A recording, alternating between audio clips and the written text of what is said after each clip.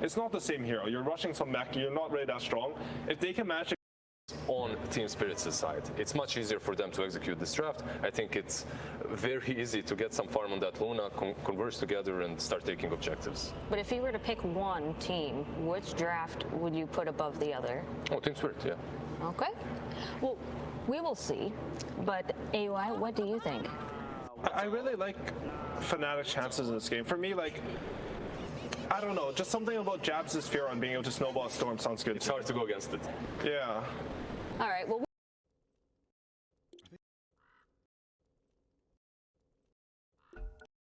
It turns out coaches do their research, and they're well aware that he's perhaps, I mean, that's the second time now that he's actually been complimented by his opponent on his Mars play. So I hope they're showing Collapse these interviews after. I mean, they keep on giving it to him, though, so who knows? True, not much of a compliment, is it? No. Yeah, he's really, really good. You know, they're just telling some lies to this guy. But we'll see how it ends up going. As they already are into this game, we did have a short pause at the start, which means we get no gameplay at all right into that one. I'm really curious to see how this whole matchup works out with, you know, getting, again, the Nature's Prophet on Jabs. He's looked so impressive on it in many of the games that we've seen, blocking out camps, and particularly when you're playing against this Io Luna, the hero that wants to stack up those Ancients. It's going to be annoying. Yeah, and it goes the whole game, too. It's not just like this early game sort of acceleration and ramp up that you're preventing on the Luna by stopping those Ancient stacks. It's also just the full out vision game throughout the match, trying to figure out exactly, like, you know, where should we smoke to right now, right? You know, or just like catching some random creep wave and delaying it to mess with some sort of a push you might be going for somewhere else on the map. Just very good at changing the game state from this hero, and truly a very unique hero movement-wise. And on top of that, they have the other hero with the most freedom of movement in the entire game in TSpirit. Not bad at all if that's the thing that you're trying to prioritize. Is we do see the movement out onto those bounty runes, and it looks like it's going to end up being 3 for TSpirit, actually, as Collapse able to pick up both of those up on the top side of the map. Not bad at all, not bad at all. And heading out to the lanes, already they're going to have the Io dual lane together up there on the top side with the Mars. Oh, look at Jabs down here. Look at this damage with the Blyson. Oh, yeah. Getting in there. Unfortunately, Luna, she's a little bit fast, so she won't be punished quite as hard as others. Also didn't get a creep block off. That could have been pretty good, but still, that's free right there.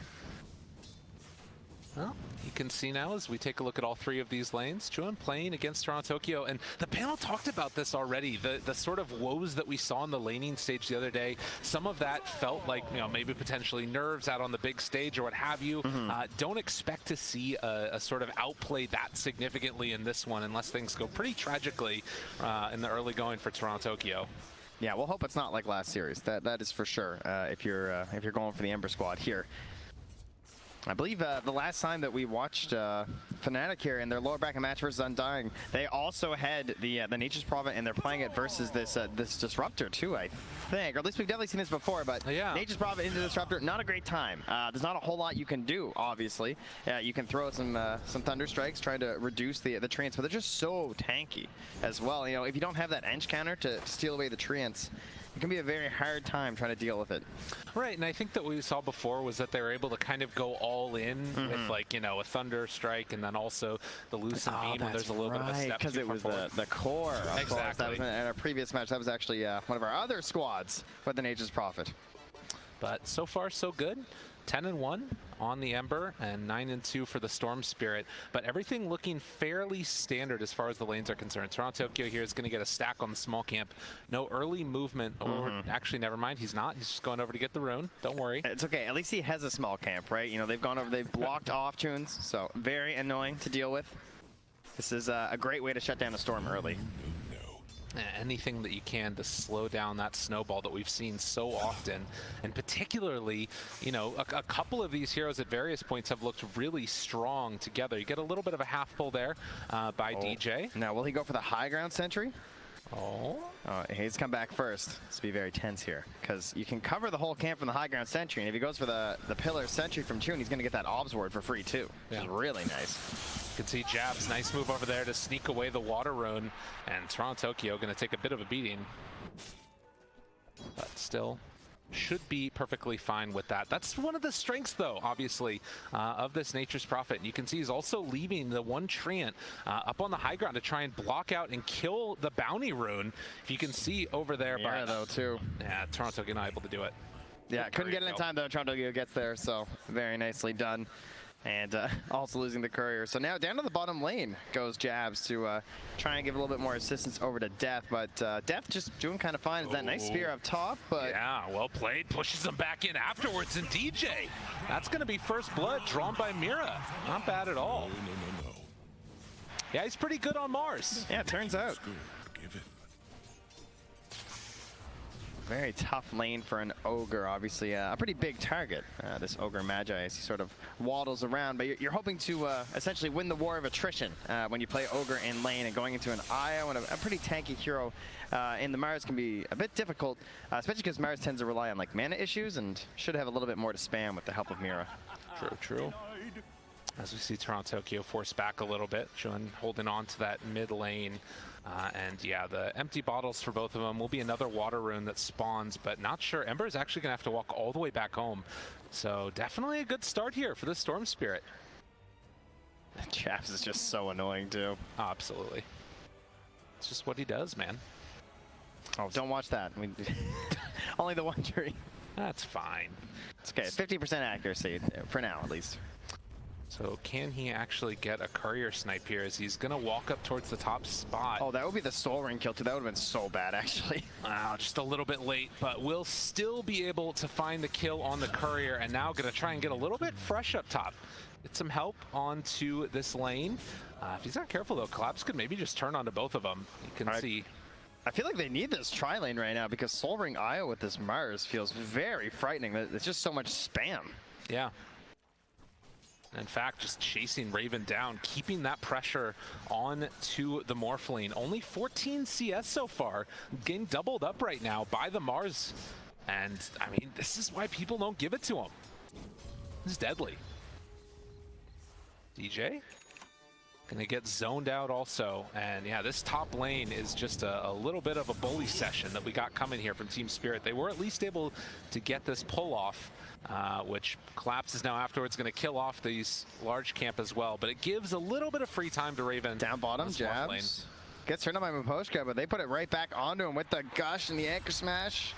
Able to get the kill onto Jabs. Well played. So far, so good for Spirit. Doing very well out of the laning stage. And I mean, even Ember, who's, you know, the one that's sort of being bullied a little bit here, is not having a terrible time. Yeah, the best part is I feel like they're just sort of holding the line and then punishing when there's actual aggression coming out, like getting that first spear back towards the tier 1 tower top, and then there, when they're trying to bully onto the Disruptor, you manage to turn that back around for the kill on the Jabs. Big move in now. Can they turn it once more? Level 6 is off the mark. They don't have it for TORONTOTOKYO, and so he's going to get chased down, but Mira comes in at the last second, able to save his life. And the healing salve going means TORONTOTOKYO will live through all that. It's very good to be proactive in Dota, but that's 3 times now where they're just not getting their mission completed, right? Yeah. You're not getting the kill onto the Ember. Sure, you're punishing and you force out rotation, but that was 3 heroes coming in from Fnatic, and Mira relatively simply able to just get there and make the save. Without really forcing his allies to miss out on very much. It just looks so clean right now from TSpirit. Like, every move that they're making is either finding what they want for the kill or salvaging something that Fnatic is trying to get into a little bit of a disaster for him. You can see that movement over from Disruptor, smoke up, and not able, or rather the Invis rune taken, and now is going to come and check out the Storm. Can they do anything there? Doesn't look like it. So back to the races. Juan's going to head back home. Maybe look for that 8-minute rune to get a little bit active, but already done with the armlet on freaking Mars. Collapse is very large. I mean, we got a trend going here, huh? Right? Lots of armlets popping off here lately in the offlane, and sort of treating it like a little mini Midas, perhaps, in a sense of just like, you know, I'm getting off to a really good start. Maybe I don't need my initiation item as early. I want to be a little bit greedier. Right. But there is a ton of synergy, of course, when you have an IO, right? It's just going to be better than normal just because you're like focusing more on sustain and living longer in the engagements. You know, one good toggle could be that extra save that comes off in the team fight too, or just that little bit of HP that you can help for the IO to like push you over into future survivability. That's definitely a little bit of a different look. It's something that's, like you said, been gaining popularity as Quinn back behind the tier 1 tower. They're going to try and cut this wave and get some pressure onto mid as Ember is nowhere to be found for the moment. He's off on the bottom side. Maybe this is what those offlane IOs needed. Maybe this is what they were missing, you know? A real offlaner with them? What are you talking about there? Well, I meant an armlet, but that would also go pretty well too, I suppose. That's fair. Toronto-Tokyo has completely abandoned mid, as that is definitely necessary. And in the meantime, Miposhka is soaking up a lot of experience on this disruptor, almost level 6 now, as they're going to do another pull through. Looks like they're going to catch onto that range creep, but this is going to be some pretty solid pressure onto this tower if they want to keep it up. Disruptor, not the hero you think of for trying to like hold back these towers, right? Especially with a 1-3-1 build, you're thinking of like Winter Wyverns and everything, but the fact that they're not jumping, Fnatic is maybe a bit hesitant with some of the earlier plays not working out. I prefer this instead, just moving to the camp and sort of messing around with Toronto-Tokyo. Oh, careful, careful. He's got a haste rune, right? It's the rune of invincibility. True enough. No one's ever been punished by getting a little bit too ahead of themselves with a haste rune. Never. Not even one time. But yeah, 8 minutes, so only 2 kills, but a 2,000 gold lead as TeamSpirit have just been a little bit more efficient around the map. But Fnatic, wanting to get a little bit of something going for themselves, are going to pressure and take that bottom tier 1 tower. Great play, right? Luna's hitting Ancients, you take a tower. That's essentially the trade here. Now they want to get their own pressure into the top lane, but you gotta imagine Raven's got help coming, right? I mean, you think so. Does he need help? You know, maybe he's got this by himself. Waveform, TP out. Oh, but nothing to break the TP. So that is Arena used. Spear still on cooldown. TeamSpirit. I love the confidence from his supports. I mean, DJ just sitting down there. TP's probably, you need help him there? No. Yeah. No, I'm okay. And instead, it's Death that comes in. So the Tidehunter is just going to be a big old watermelon right in front of him and say, come and deal with me. You can't. Yeah, perfect swap up here of the lanes for Fnatic. Things looking better. You know, still though, TeamSpirit holding the lead despite being down a tower. They don't look too shook quite yet. You got to imagine that Collapse would love to get himself a kill here on this Mars once that arena's back up. And it's going to be a DD. Toronto-Tokyo able to get that one a little bit quicker on the fingers. And that is a kill rune if things break right for TeamSpirit. Well, you gotta imagine Death would love to try and go for a play. Like, he's a Storm Spirit and a Nature's Prophet. You would think that you could try and go for a kill onto Mira, right? They have this Ob sitting on top of them. They spot the fact they're just sort of lurking nearby. Feels like a prime opportunity, but at the same time, you know, Jabs is hitting Wave's bottom. We've got Raven hitting Ancients, and Turin's going back to the base, grab some mana, so we'll see if that's the play. Looks like he actually wants to go Outpost and then come mid, perhaps. Interesting. Yeah, I mean, it still feels like the lead is growing DJ. In spite of that, but yeah, they're going to get the a little deep. back, and that's going to be a quick and easy punish there for TeamSpirit as they run down the Ogre, find themselves another kill. Hey, he's taunting away, you know? Yeah, he's happy about it. He saw what was coming, gives a little laugh, like, yeah, all right, space for my team. I like this play from Collapse, though. Can't go for kills, goes for your stacks. Heads in to farm up some of these neutrals that Chuan was looking for. A little bit of a battle going on for these ones here, and he's thinking about it, wants to jump. They're smoking now towards Mira with Death coming in also. Jabs there, the jump away, tries to live, and Collapse will get out, but they lose the IO. Oh, so I think TeamSpirit were thinking about contesting that. They'd actually smoked up Yatoro as well as Miposhka, and we're sort of moving that way, but it looks like Collapse just made the call, like, no, not worth. Like, don't bother coming. Yeah. Now Mira makes some space, he TP's out. Much like DJ being sacrificed, they'll allow Mira to fall for the benefit of the squad. Still standing tall, feeling comfy with where things are at, it looks like, on TeamSpirit. As just that slight lead that has not ballooned out yet, but the glimpse back in the Static Storm, able to pull and kill, potentially, this Storm Spirit. A nice jump, but no! He gets the zip away and able to dodge that last hit of the Thunderstrike, but there's the relocate coming in, trying to find Chuan. Can they get him, though? Collapse the Spear, not quite gonna be on the mark. Mira, they walk in, the Ravage to save, surely no! He gets away! Are you kidding me? Unreal. Toronto-Tokyo even lurking in the area, wants to find something in exchange for all this with the invis, but you can have a courier. In terms of that's what he wants. Wow. It's a very small prize after what looked like a mid kill. Yeah, unbelievable stuff. Great saves coming in there from the team. And it just feels like Fnatic finally getting themselves their own stifling of some moves there as TSpirit trying to go for the plays. Still a healthy lead here, 3 to 4K-ish net worth for TSpirit. And Yatoro just making his way through the jungle here on this Luna. Top of the last hits, top of the net worth, and you know, to see Collapse so close behind as well. Having an absolutely fantastic game for two of the cores here on TSpirit. He really does feel like he's been the one that's been able to set that tempo pretty consistently as the Spear's going to come out now onto Death. Stand back, I'm hitting the tower. Just move out of the way.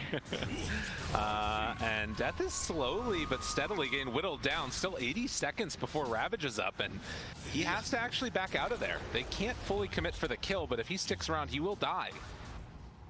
So waddling is a little bit OP for the Tidehunter. He will walk away from them all. Oh, they're going to clear up the vision around here first. Again, just sort of playing the front line here for Yatoro. Like the way that they're moving across the map, sort of having to balance out any potential smoke ganks that could come towards their precious Luna. Just continues to rise there.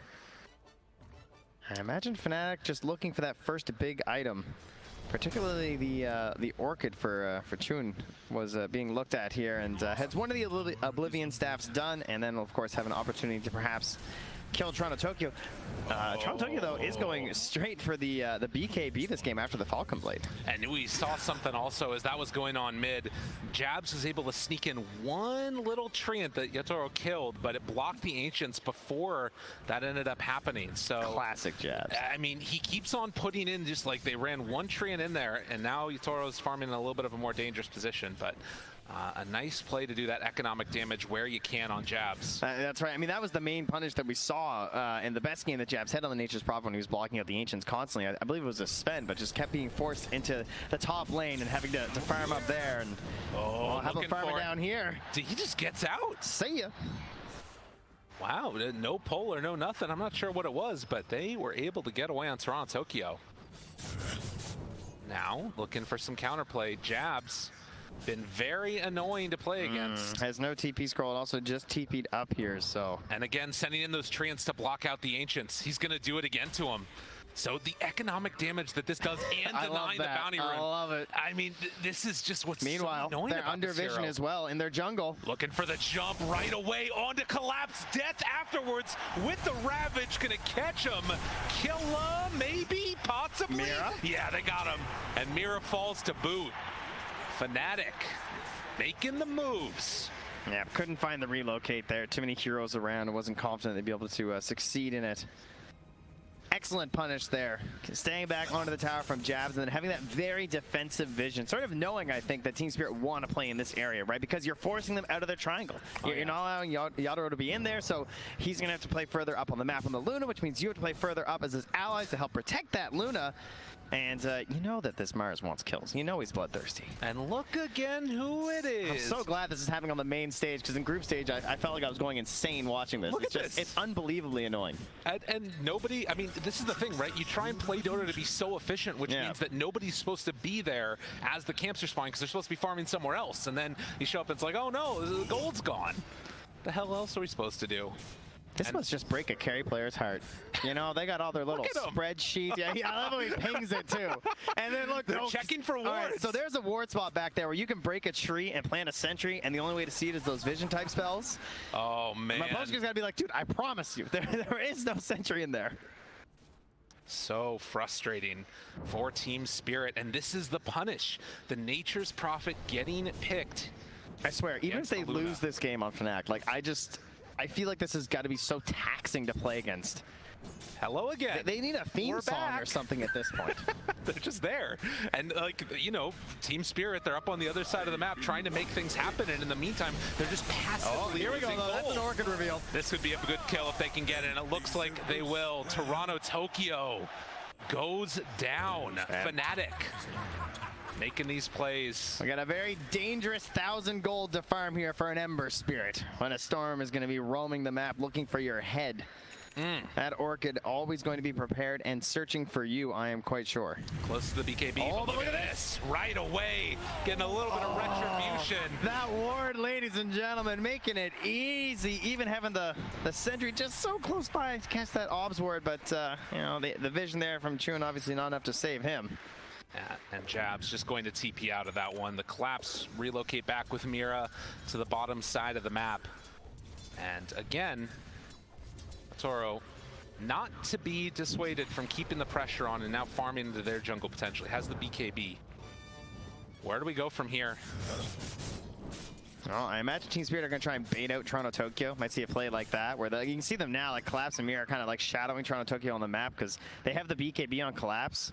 So perhaps hoping that a similar jump play will be attempted there from Fnatic, and they'll look for the punish once the Storm's back up. But very deep vision here from Fnatic, spotting out actually all the movements lately from Mira and Collapse. Over on the right-hand side of the mid lane, they had wards there. Now they just moved through the triangle. That was also just spotted again. So they should have a very good idea of the current game plan here from TSpirit, and it involves the depth of that top tier 2 tower and taking over your jungle. And you can see that these Treants also in on that vision game. They're going to pull him back in now. Catch on the Jabs, caught onto a tree and killed off. So TSpirit tired of the shenanigans and wanting to keep the pressure on, take down this tier 2 tower, turn to the outpost. Yeah, I doubt this glyph will end up stopping their assault here. So as you said, right on through. And big goals attained here for TSpirit. Now instantly TPing down to that bottom lane as well. Collapse coming down here. Relocate as well with the glimpse. And pulls him in right in to bring him down as they turn onto death. Gonna find that kill. There's a lot of fancy stuff going on by Fnatic, but TSpirit just easy peasy. Take it down with the Luna IO. Well, we got a lot of BKBs being worked on this game. We're trying to get as many kills in as we can before they're out here. About 400 gold away there for the Tidehunter as well. So some early BKBs pretty much for everybody in this game. And that means that if we head into that mid and late game, we're going to be having to keep a careful eye on a lot of these timings. Something to watch for sure. And TSpirit, they don't want to get to that late game necessarily. If they can keep this going, go right into Roche. It is going to be scouted. And obviously with the Storm Spirit, with the Tidehunter coming back up soon, can TSpirit do this in time? I mean, they know it's happening. Yeah, okay. No, thank you, says Fnatic. It's death. Don't bring him over. They're thinking about going. Tempted. They're thinking about going. They're going to be a little bit too late though, and now they walk right into this one. If he's not careful, might end up getting chased down and killed. Does have Ravage still. The glimpse back in, immediately caught. The Ravage used, but BKB in response. TSpirit, they're too strong. Mira, silence, chased down, but they can't find that finish. So the trade ends up being a 1-for-1, but Ravage used. Yeah, Ravage. And another one afterwards. DJ pulled back in by the glimpse, and Jabs also. Jabs. Oh, he's so slow. Throws out the Sprout, doesn't have anywhere left to go, and he too will fall. TSpirit having none of the shenanigans. All that from a Roche Fnatic even knew was going on, but that temptation to contest. You have the Storm, you have the Ravage, you think, oh, but what if we could just, get in there and grab the Aegis? Chun's like, I've done this. We did a group stage. It was awesome. I zipped right through. I killed Roche. I took an Aegis. Not so much this time. Unfortunately, wasn't there in time to be able to go for that steal. And now TSpirit, again, coming down from that upper bracket, looking to try and go up game number 1 in this best of 3 elimination match. A 6,000 gold lead. And time and again, we're seeing this Luna pay dividends. Well, they want to keep the pressure up here with the Aegis smoking up. That's a Daedalus. That's a big item. That's a lot of damage. 15,000 net worth right now on this Luna. And that arena and the Ember, like the chase down potential as well as the setup for the relocate, there's just so much time, It's going to be very hard to get away. The BKB's here for Tide, though. Oh, they're coming down bottom. They had a good idea of this too. Now he does have TP. He has the Essence Ring as well. This is one tough Storm to get. Jabs also using his ward to TP in here. And instead trying to get aggro. Able to find a kill, but does it come at a cost to relocate in? Chuen going to fall. Jabs afterwards also in the dirt. I feel like Chuen's just like, oh, there was a tree there, you know, right by that little signpost. Very unfortunate. Thinking about chasing this now with the relocate. They couldn't take the outpost in time. Has to turn into the IO to tether away. Oh, man.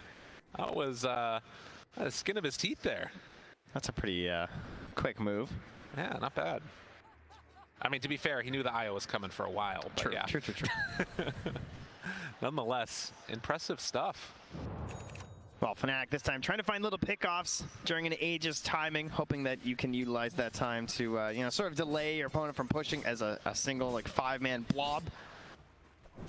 But they get punished, going for it, using their own wards, and now, of course, the Storm being dead, and now this Aegis having been there for a while, your vision starts to decay in these situations, like for Team Fnatic, because they just haven't been across the river in a while. They got one ward left, it's going to expire soon, so now the wards are going to get very defensive here, and with the range of initiation that you have on the side of TSpirit, sometimes these defensive wards, they're not very helpful if there's any vision ahead of the path here for TSpirit.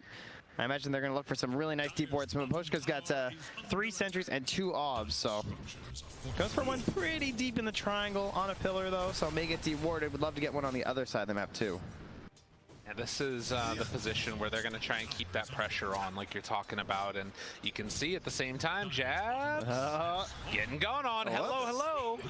It was nice of you to give that one away, but the ward drop down won't be enough to keep him alive.